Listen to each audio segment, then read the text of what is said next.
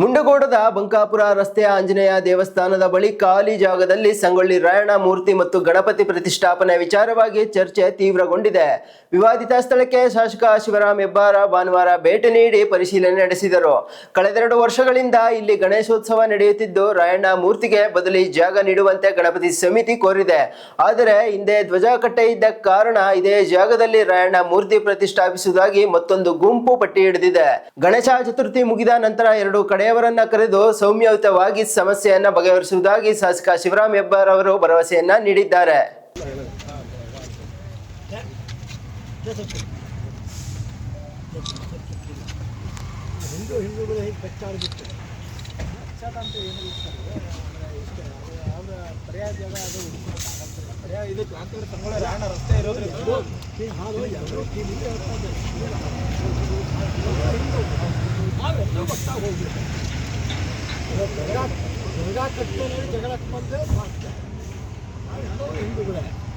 ಸಂಗೊಳ್ಳಿ ರಾಯಣ್ಣ ನಮ್ಮ ಇದೆ ಏನು ಆದಿಪುರುಷನ ಏನೋ ಹೌದ್ರಿ ಸರ್. ಇವಾಗ ಆಂಜನೇಯ ದೇವಸ್ಥಾನಕ್ಕಿಂತನೂ ದೊಡ್ಡವನ ಸಂಗೊಳ್ಳಿ ರಾಯಣ್ಣ ಇಲ್ಲ. ಅದಕ್ಕೆ ನಾವು ಮತ್ತೆ ಇದು 86 ಅಂತ ಇದು ಹೌದು ನೋಡಿ ಸರ್. ಈ ಸಲ ಅವಾಗ ಪರ್ಸನಲ್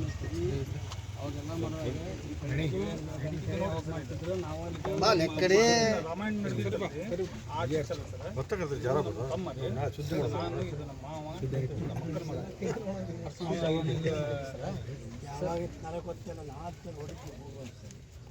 ಈಗ 3 ವರ್ಷ ಅಂತಂದ್ರೆ ನಾನು ನೋಡಿ